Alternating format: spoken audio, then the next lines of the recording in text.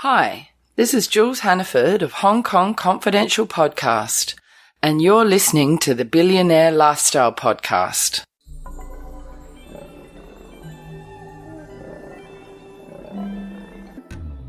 Ladies and gentlemen, welcome to the Billionaire Lifestyle Podcast. This is your host, Emmett Muckles. I love you guys. I really do.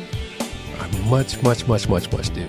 That didn't even sound right. But anyway, today my guest is Lia Dunlap, intuitive life coach, master creator, speaker, best-selling author. Now check it out.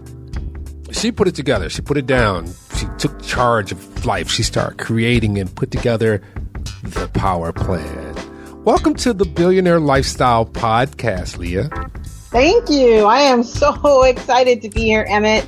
I want to just, thank you and acknowledge you for doing such an incredible job of helping people to understand that, raising up to the billionaire lifestyle has a lot to do with, the mental game and staying positive and being connected to the right people. And so I just love what you're doing. I love that you're putting people out there so that more of that can come to light, because I know it's going to make a big difference in the world. Yeah, that was the whole point of it is, there are so many, there are interview shows out there. And when I was researching, you never knew how to get on these shows or how to be accessible. And life is about us and not just me. And one of the things that my dad told me when I was a kid, I used to read these books, and he would say, you can always find out the experience of someone by reading their book. And I was like, well, I can just contact them directly. So, ding, there you go. So this is how we work. We always go back. We go back to the beginning, because who you are now, you are the result of your life experiences. So let's talk about what brought you to the power plan life. Yes. I was really fortunate. I am really fortunate today. I live in a really nice home and I have a beautiful family. I travel the world with my family. I take clients on VIP retreats to Costa Rica, it's coming up in August, and Thailand, and I work with incredible entrepreneurs. I didn't start out that way, to be quite clear. One of the things that I am very proud of is I am an oracle, which means I'm an intuitive empath. I use my gifts in that manner. And when I was 14, I discovered that gift and used it. And when I stopped listening, I got myself in a lot of trouble. I don't know if anybody else over there's made a decision that they knew was probably not the best decision in their life, but they just were like, I'm not listening. That's kind of what I said. I was like, I'm not listening. I know I shouldn't be doing this. So that took the shape of marrying somebody who is not the person I should have been marrying. And so he just had game. That's all it was. He did. He was really, I always tell you, but he was really, really cute. He was. And, bless his soul, we are peacefully divorced a long time now. But it took a really long time for me to recognize that I wasn't listening. Yeah. And I like to call them 2x4 moments, and I got several in a row. The first was really funny. On the day of our wedding, the night before, I got locked out of my house. I had to climb through a bathroom window to go get all my stuff for the wedding. When I came outside, they had blacktopped in front of my driveway.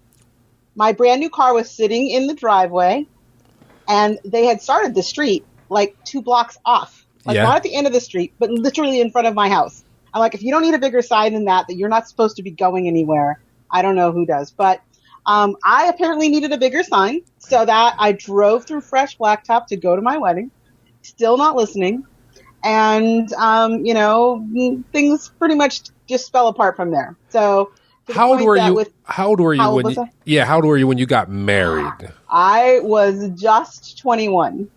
Oh my goodness. Literally 21. In fact, I got married the month after my 21st birthday so I could drink at my wedding. You planned it that way too, didn't you? I kind of did, yeah. Wow. But, by the time that things really kind of fell apart, all of those signs, all of those, intuitions, literally signs and guidances, the first line out of the minister's mouth, the priest's mouth, excuse me, where 50% of marriages end in divorce. And I remember like gasping and looking around like, did everybody else just hear that? Did he just say that? Like, I was like, oh my gosh. I remember kind of shaking and thinking, I mean, that was probably the time I almost felt like running down, like, forget it, I'm out, run down now. But you know, that's customary. That could have been just life itself. But, you know, compounded with the other things that you... But you're young. You don't know. You believe that you are the super entity that all young people have. And here's the other thing, that you know everything. Yeah, that was my point, right? Because I was like, oh, I've got this. I don't need any advice. I don't need to look at this twice. I got it all under control. And by the time we were literally living out of a car, living in, like, just driving around, I was trying to actually, I mean, there was a part of me still obviously knew that this was not what I intended for my life, because I was actually in school at the time, and, oh, this is great, beauty school. I mean, I'm literally a beauty school dropout, sort of. I actually finished. Not a dropout of beauty school. Come on. I did. I had to, like, shorten my course and just do nails because I had to leave. I actually ended up being homeless for good. Like, I walked away the day that he used our last few dollars to buy drugs in front of me while I was sleeping in a car. And I'm like, wait, all right. Like, that was the final 2x4 when, like, you know, what I would say the Oracle said, I don't know what else to do. Like, how long were you in this relationship? 2.5 years.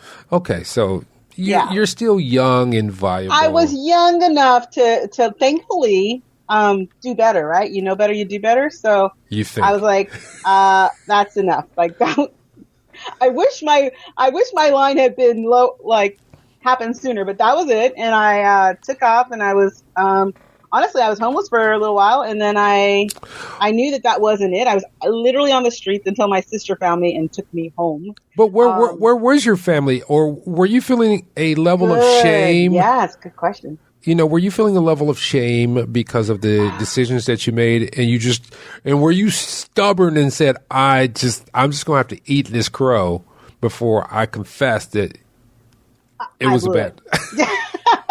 Yeah, I think it was a little, I mean, I was definitely a little bit of both. I mean, I think the biggest thing was, here's the kind of sneaky trick about this, is my father was a police officer in that town. Oh. It was a town I grew up in. I went to high school there. I was going, well, at that point I was going to beauty school, but prior to that I'd gone to the local college. And, you know, I had lots of friends. I had all my family there. So I was actually sneaking around trying to, like, hide out, like, didn't want anybody to know. Right. So I got so hungry I had to call my sister for help. And she literally was like, okay, I'm going to come get you. And then she took me in the car, and I was so tired because I literally stayed up and walked and hadn't eaten or anything, that once I fell asleep, she sneakily took me to my parents' house. And was like, okay, I'm dropping you off. I was like, what? And thankfully to her, thank you, because that was really the moment when I thought I hit rock bottom walking out with my husband. That was the moment when I was like, okay, enough. Now. Wait, you say you thought that was rock bottom, so it dropped, like the ground opened up a little bit from there? Yeah, I think that what happened really, is part of what you're saying, is like to recognize that I was so ashamed and so stubborn that I would rather be on the streets, you know, starving and tired, than to admit I made a mistake, to reach out for help, to take advantage of said help, and get back on my feet. And I think that was like when I recognized it, because she literally had to drag me inside the house because I was having a ridiculous fit. I mean, I you know, it was ridiculous. It was a little bit Jerry Springer. So I was like, what am I doing? This is crazy. This is not who I am as a person. And, you know, my parents were amazing. They just really stepped back and just let me figure it out, sort it out, get on my feet, which amazingly I did. I mean, it didn't take very long at all, a few months for me to kind of like, okay, get myself wrapped around what I was going to do. Mm-hmm. Take advantage of, you know, their generosity of having a space to kind of get my head straight, and then start making some really tough and important decisions about what I really did want my life to look like. So you're still in your 20s at this time, correct? Yeah, I think I was like 20.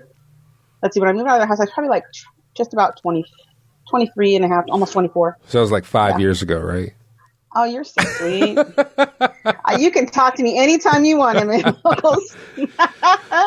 But during that time, you're in your 20s, because there are these periods in life that we go through, which are the sevens. I call them. It's not just me. This is a principle. So it's the seven. So the first 7 years you're on this planet, you're really just trying to figure out, hey, I got fingers and I got toes, and now I'm walking, and I have to eat, and I have to clean my body, stuff like that. And then the second 7 years, you've kind of mastered the basics, and you're navigating this body and learning the academics of this earth. Reading, writing, arithmetic, social skills, and things like that. And then your body goes through a change. So then you go from the third, which is like 14 to 21, which is this period where you're in, where you figure out, hey, I'm changing, I'm butterflying again. And then let me ask you this simple question. All right. What were you like at 28? Because usually that's that period where you begin to blossom as a human being, or you shift the other way. Right. That's great. Yeah, that's a great question. Well, and that's really what happened. At that point, my beloved husband now would laugh about this question, because I had decided who I was and what I was going to be about and doing. I started leading, so I went back to school, but I went to the California Hypnotherapy Institute. I'm messing that up, but so I went to go become a hypnotherapist, because what I realized was when I was in college, I really liked psychology, except when they told me it was going to take like years and years and years for someone to get help. Fortunately, like I said, I had the oracle on my shoulder saying, oh, that's not for you. Yeah. You're not going to want to be that. That doesn't fit. So when I found hypnotherapy, it was like, okay, we have these tools. We have what people nowadays would call hacks, right? So we have these hacks and tools to manifest quick change and to make real leaps in our thought processes and where we were going, and kind of create for ourselves what we wanted our life to be like, and to get rid of some of that old garbage from our past. So I was like, sign me up for that. Right. And when I went in, I found that was really my calling. And so I took off and started creating programs around the work that I had done to kind of get myself out of my own hole. And that's where the power plan began, because those were the things and tips and tools that I used once I hit that quote unquote rock bottom, to get back to a place where I was now living in my own rented home, but my own home. Yeah. And making good money at the time. Had all the basics of a pretty healthy experience at that point, 27, 28. Yeah. And then I met my husband, and the first time I met him, I told him, I'm looking for somebody to marry me. And he laughs now, like, who says that on the first time they meet someone? Wait a minute, you said you're looking for someone to marry you? Or well, not? I said, I'm only looking to be with someone who's ready to get married. Man, you come with some definites, and I mean, you like to just, you don't know what just go with the flow is, do you? You're like, this is what I'm going to be. Yeah, I mean, I go with the flow, but I also think it's important to know what you want and go for it and be clear. And that's really where I was. I was like, because of my experience in my first marriage, I was like, I want somebody who is ready to do that. I had dated someone in between. Oh, gotcha. Who had a different version of all of that. And so I was like, no, I'm not here to play. I am almost, at that time I was 29. I'm like, yeah. So you had ready to move on. You had that married before 30, that married at 30 kind of mentality. I get that. Yeah. So you are creating a life for you, and you eventually do. And this is a non-standard academic path, which means that's a good term for it, right? I like that. I'm writing that down. I need to have that. Non-standard academic path. Because you did take some instruction and some classes, but it's not traditionally what people go, oh yeah, you're a doctor, you're a plumber, you're a lawyer. What was the feeling that you had that said, this is going to be a viable part of my life and this will sustain me? And be honest with yourself and own it and feel comfortable with it? Was there a process for that, or was that over time? I definitely think it came over time. I still kept the golden handcuffs. I was still working in the corporate world for about 10 years. Okay. And so I would go out in these spurts and do what I really loved and hold a workshop or a retreat or see a client, and really feel very vibrationally high about it. Like I knew what I was doing. I knew that the people were getting results and I was really helping them. And I like the security of the paycheck and all the benefits and everything like that. And insurance. Yes. I mean, honestly, that's probably one of the biggest golden handcuffs out there right now for a lot of my clients that I work with. And I get it. I'm a sole proprietor. I pay my insurance out of my own pocket. Yeah. So, I mean, it's a big deal. So I think that kind of living in two worlds, it can't last.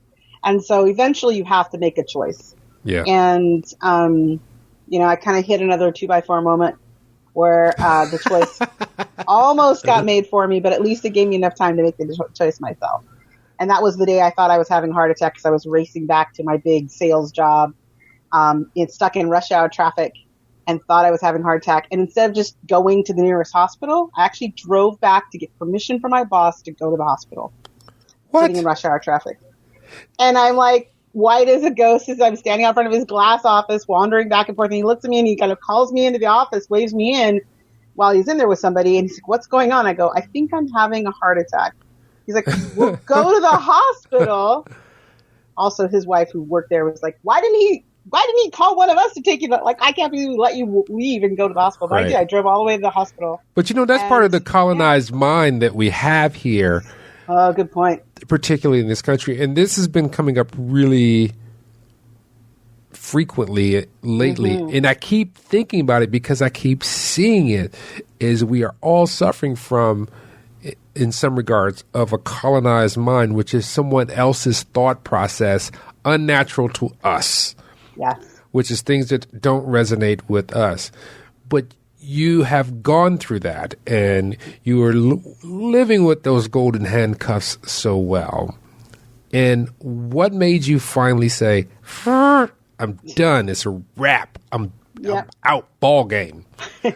Yeah, after getting yelled at by my husband at the time when he got to the hospital, and luckily it wasn't a heart attack, but I did have some stress-related issues. Yeah, that will. And so I had to take some time off. And when I took the time off, that was like, as I was there, unstressed, and all of the things that I really cared about, I had time to look at that and think about it.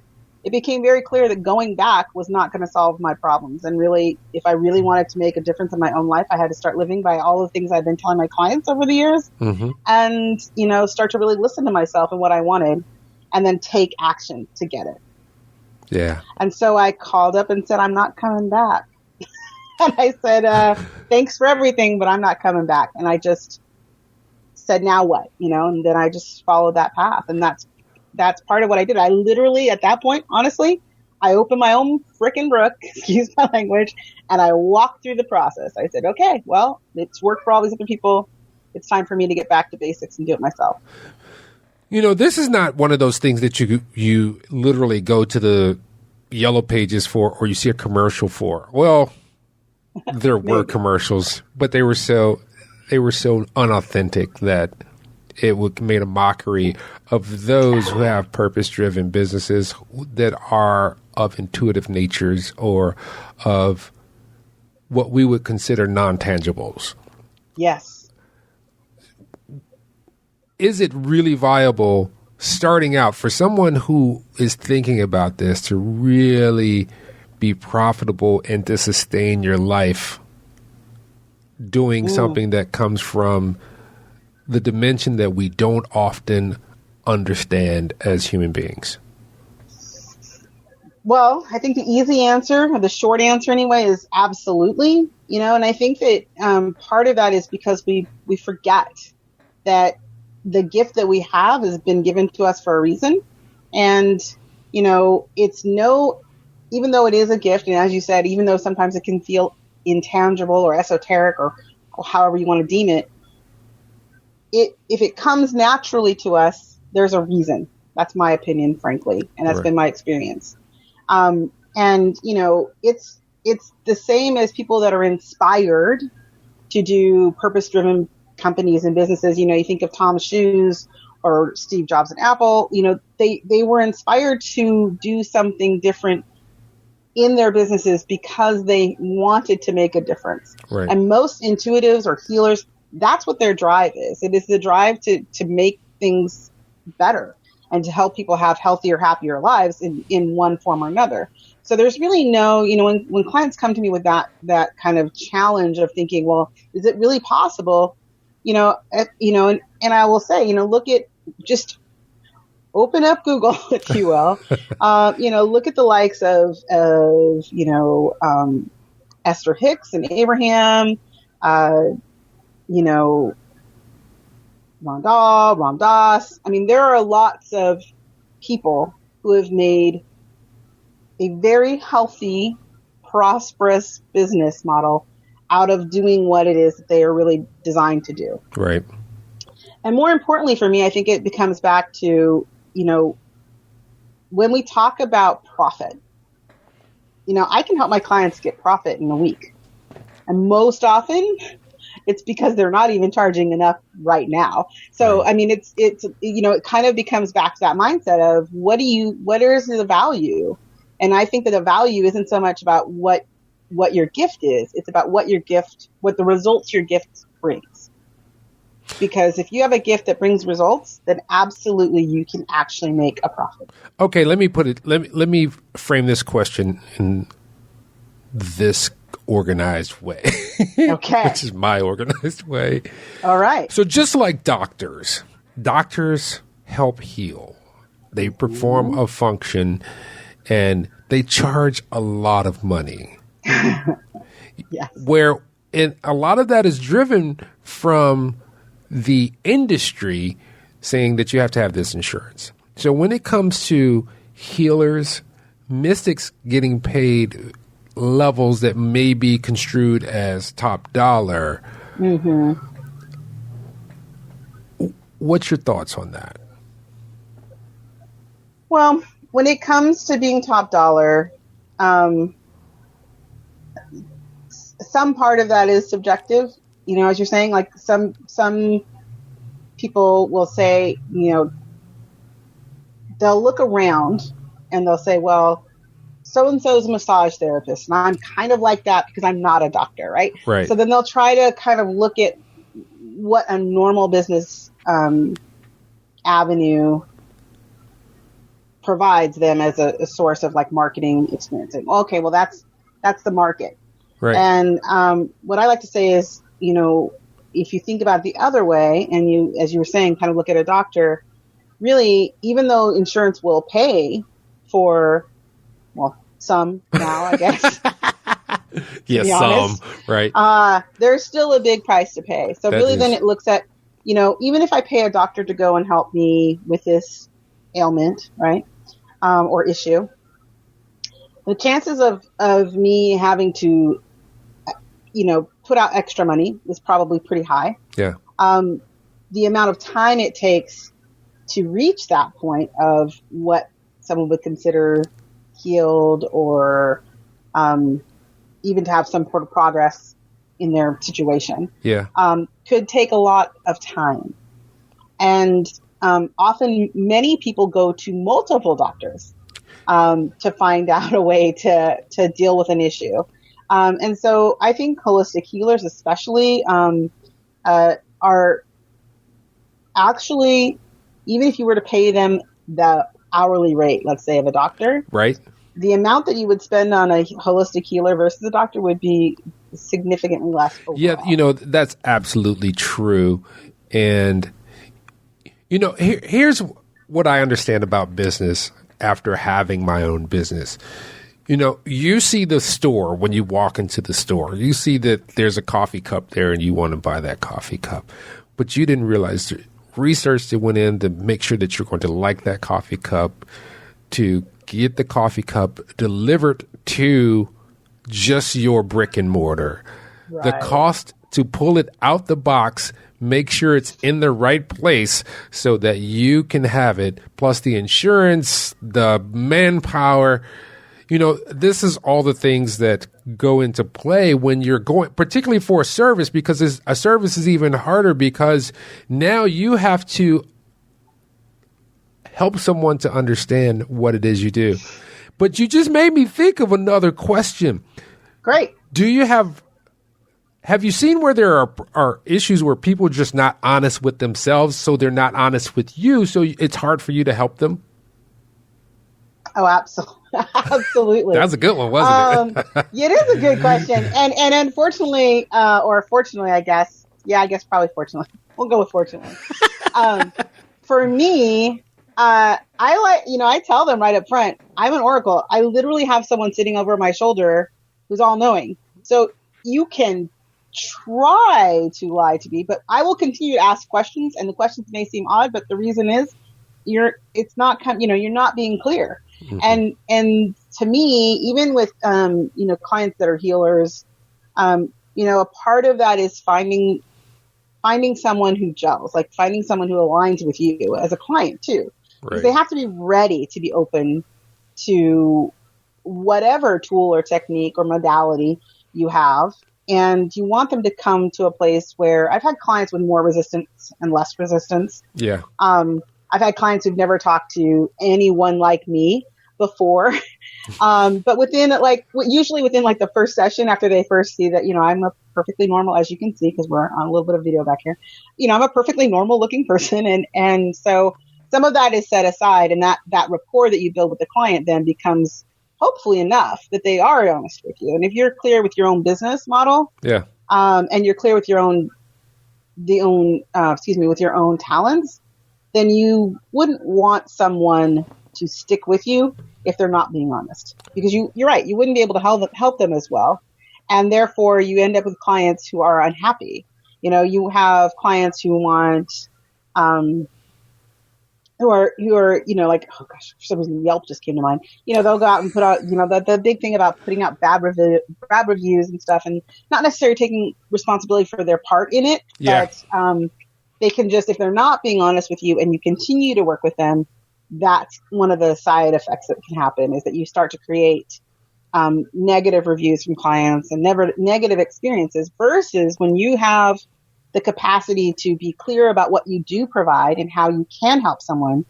And then you look at your clients and you're looking for someone that's basically a match to that. Then you have great success. They have great success.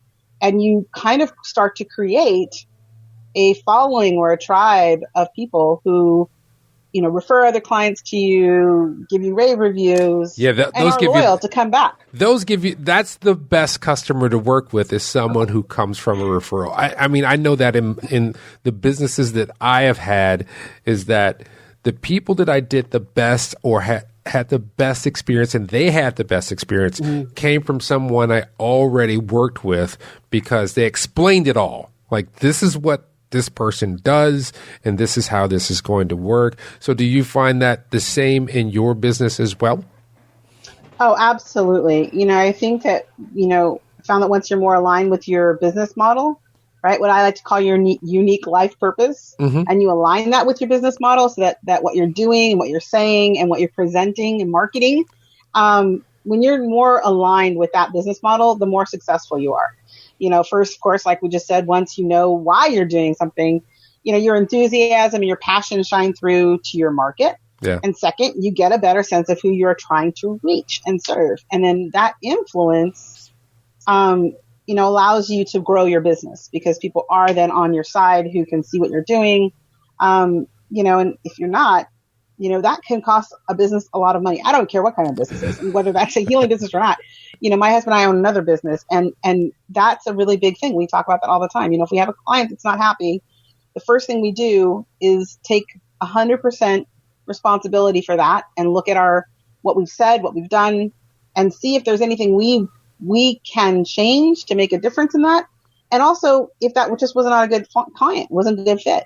And sometimes that means up front, we were trying too hard to get a client than to do the right work. Right. That is very true. That is very, very true. Yeah. I want to ask you about wealth and personality. And what I mean by that is sometimes we have this understanding that wealthy people aren't good people, and wealthy people are just out for the take, and it is all about the dollar versus the service or the person. So do you think, or what is your take on, a wealthy entrepreneur being a good person? And that doesn't mean like philanthropy, but, just a decent human being, because there's a misconception there, I believe.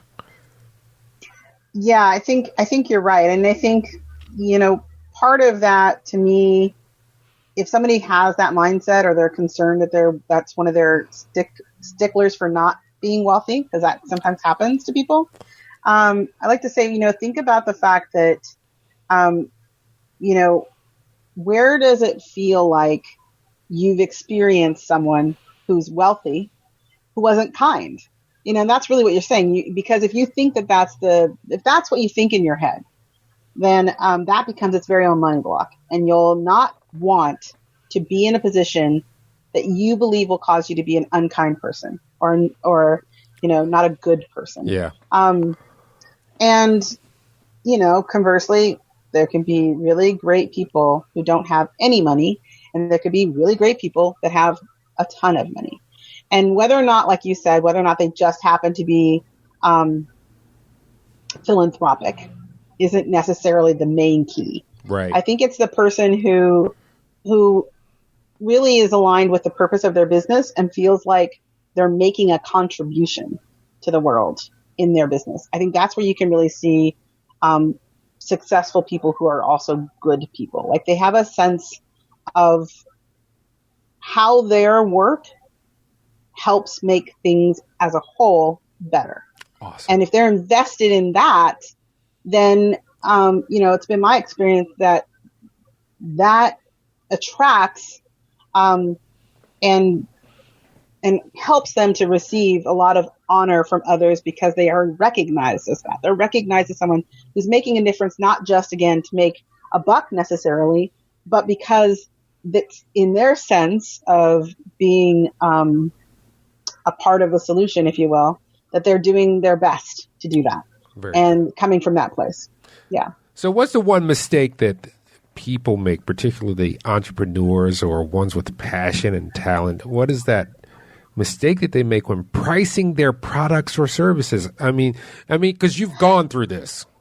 I have. Not only have I gone through it, but it is definitely one of the most common. It's part of my new program, because it's one of the most common things I help people with, and it's pricing. Now, the number one mistake I will tell you that people make is they price themselves too low. Period. I'm guilty of that. It's like the number one. It's like the number one. Now, the funny thing is, I'm like usually the first person. Typically, if my clients work with me, if they don't double their money in after the first session, that's unusual. However, I will say I had a client the other day, just this morning, actually, this client I was thinking of, I told him not to lower his price. And he was working on a package for his program for his clients. And we were walking through all the process of how to market it and what to say about it. And then we got to price, which of course I'm like, yay, let's talk about price. And so he told me what his session cost was.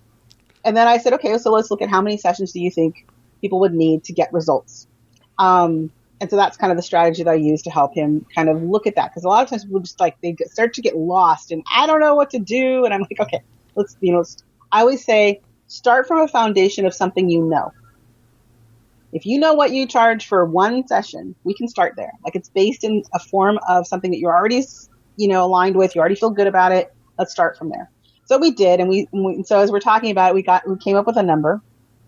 And then he paused and I said, so, that sounds like that number's not landing. What's going on? And he said, well, I'm thinking, what if this particular package was a small package. He said, I said, well, it sounds like $14.97 would be a good price for that. And his session rate was $250. And so then he goes, but what if I charged $49.95. And I was like, where did that number come from? And so the funny thing was, like, this is probably one of the first times I said, yeah, I'm going to tell you not to do that. And that's not something I usually do. I'm usually trying to get people to raise their rates. So it was kind of a funny talk, but the reality is the same theory. And that is, it came back down to lack, because he said, if I do $49.95, I only have to get one, right? Which means then you're already creating a lack mentality in your mind that you're trying to just get something. And I said, but really, if you use that pricing and you have... And that was for a session? No. It was for a group of sessions. Oh, okay. So, but they were the same amount of sessions. It was like, why are we, tripling the rate for this group of sessions? And really it came down to because he was thinking, oh, well, if I just sell one, then I'm all set, which means he doesn't have to do it again. He doesn't, so like his own stuff was coming up about, I don't have to say that price again, right? I don't talk about pricing again for a while if I use that number. I got you. And I'm like, but if you use the first number and it's aligned with your actual session rate, you're going to be more confident when you share it with your client. Right. And you will feel out of alignment if you try to use that higher rate.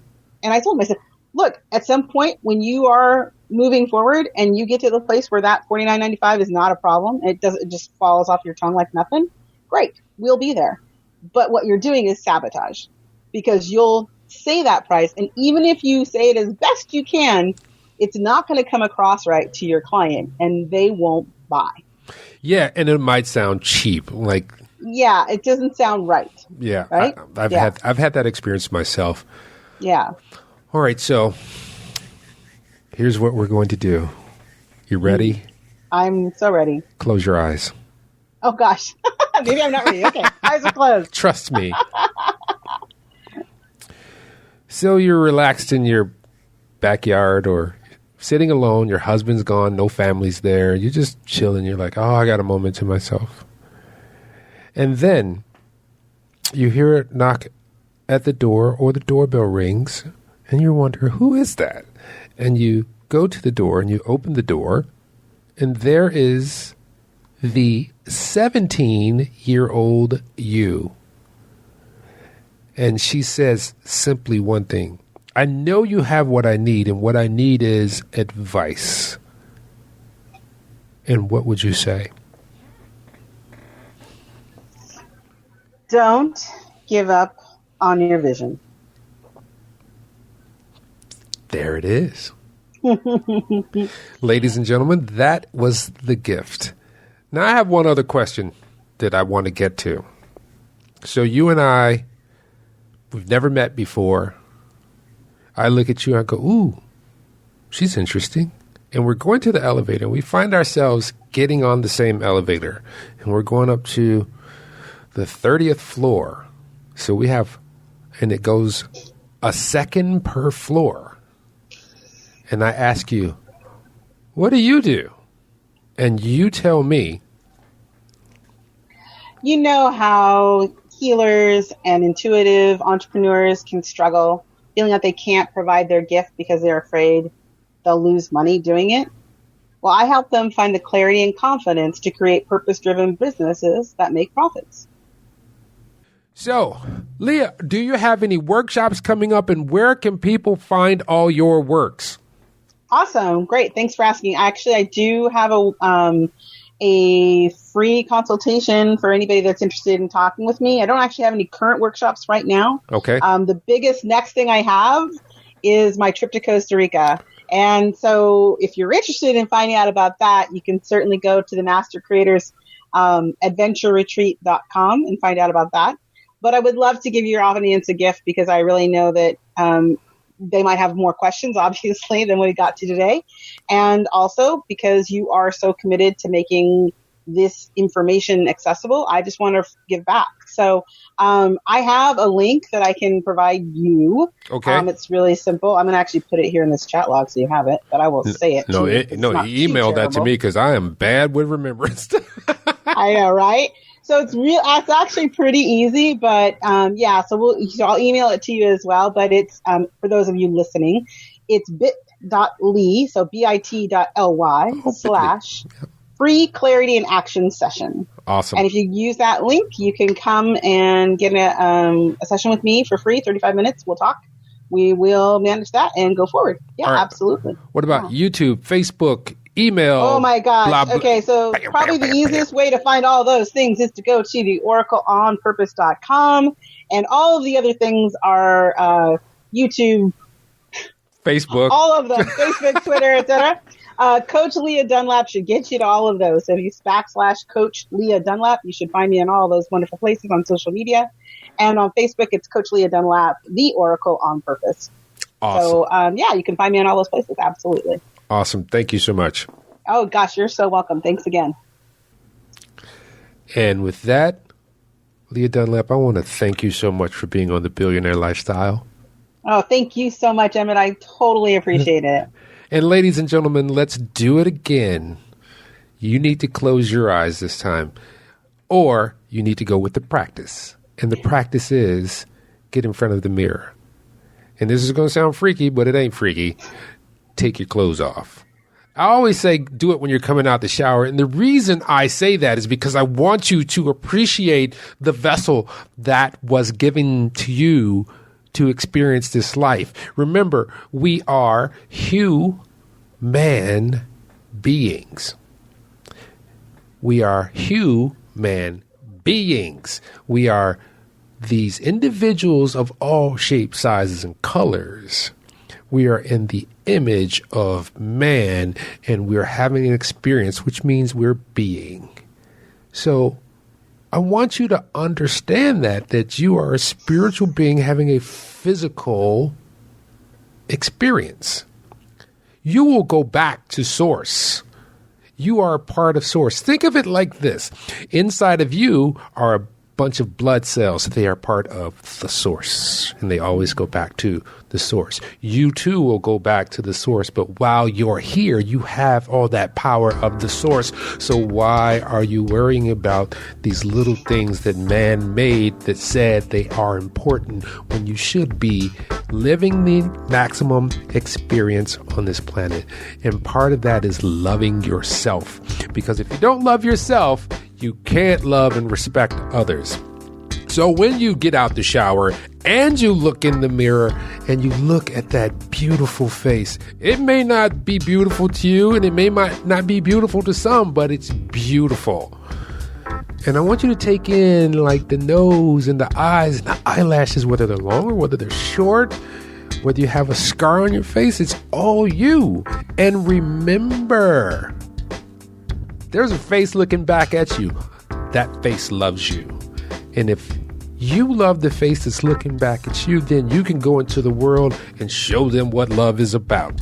Show them what respect is about, and not prejudge. There's no prejudice. With that, remember, love yourselves. Take it all in and go in peace. Love you all. Peace. Thank you.